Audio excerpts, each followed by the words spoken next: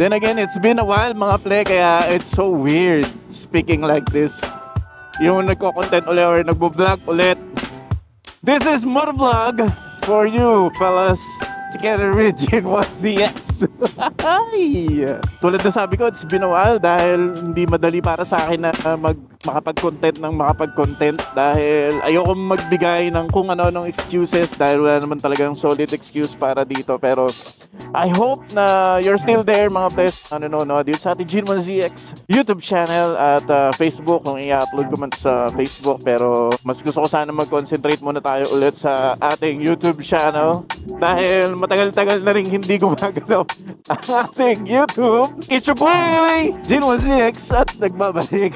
Seriously mga ple, dahil naman na hindi tayo makapag-upload kasi nagkaroon tayo ng konting difficulties sa ating hardware. When I say hardware kasi wala tayong action camera at the time or at the moment, pero thankfully meron tayong gamit ngayon. Kaya naman shoutout sa mga butihing puso na tumutulong kay Jin1 para makontinue natin ang ating endeavor at mapanood nyo ulit ang ating mga content. Kaya naman maraming salamat sa mga sumusuporta at lalong-lalo na syempre sa asawa ko, diba? At sa mga kaibigan ko nandyan lagi. What's up? Sa totoo lang, may hirapan tayo mag-edit na to. Malaking file ang kakainin itong gamit nating action camera. Action camera.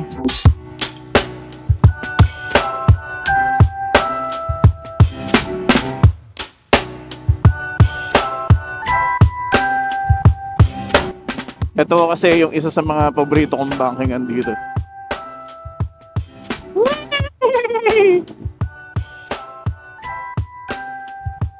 Well, it's my first time kasi na gumamit ng Insta360 sa ating motovlogging.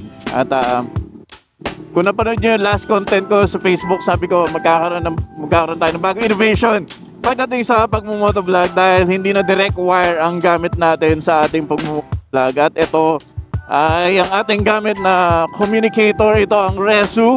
Ang Resu kasi meron siyang access Bluetooth, pwede kang mag-connect sa phone mo, at the same time pwede rin mag-connect sa action camera mo. Kaya naman itong gamit ko nakakonekto sa phone tsaka nakakonekto sa aking gamit na Insta360. Ayun, sana malinaw yung audio dahil meron kasi siyang noise cancellation or noise cancelling technology itong Resu. Tapos nung last time kasi na ginamit ko siya, sa sobrang noise cancellation, pati yung background noise na wala. Kaya ang gamit ko ngayon, itong Insta360 X5, gusto ko malaman kung pasok yung noise, yung ambient noise sa labas, syempre yung tunog ng motor ko, yung tunog ng ibang sasakyan, kung papasok ba o boses ko na lang parang podcast, ganun. Dahil bago setup siya, pagpasensyahan nyo na yung audio kung pangit, kung maganda naman, thank you!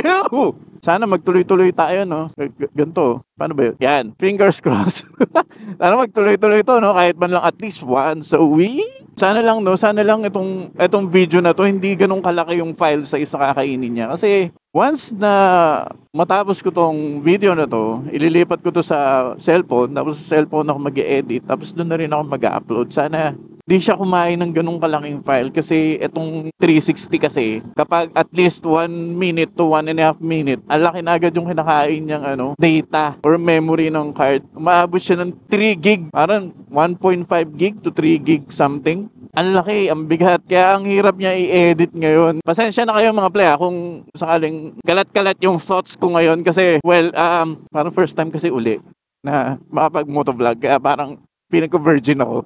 Parang ang virgin ko sa pagmo-motovlog. Uy, walang traffic unfair Pag-ordinary days, napaka-traffic dito. Napaka-traffic talaga. Promise. Pero yung the usual alis ko, dun pa lang, paglabas mo ng Nichols, traffic na Ito, kahit pa paano, gumagalaw pa. Dito kaya kong tiisin yung traffic kasi nasa lilim. Chill drive lang tayo mga ple. Speaking of traffic, eto na po siya. May gulay. Ay, ayoko naipit sa ganitong traffic Aya. Kasya. Wala na. Ipit na tayo. Mga ple, skip muna natin tong traffic. Ayoko tong traffic talaga, promise. Skip muna natin to. I'll see you later. Sabi ko, panilipasin ko lang tong traffic Tapos tatapusin ko na tong vlog na to.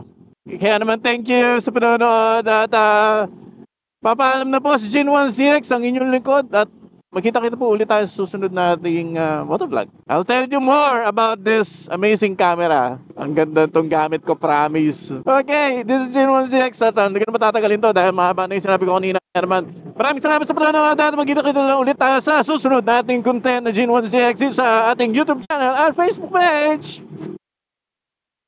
Kung i-upload ko man sa Facebook. Paalam! Bye-bye!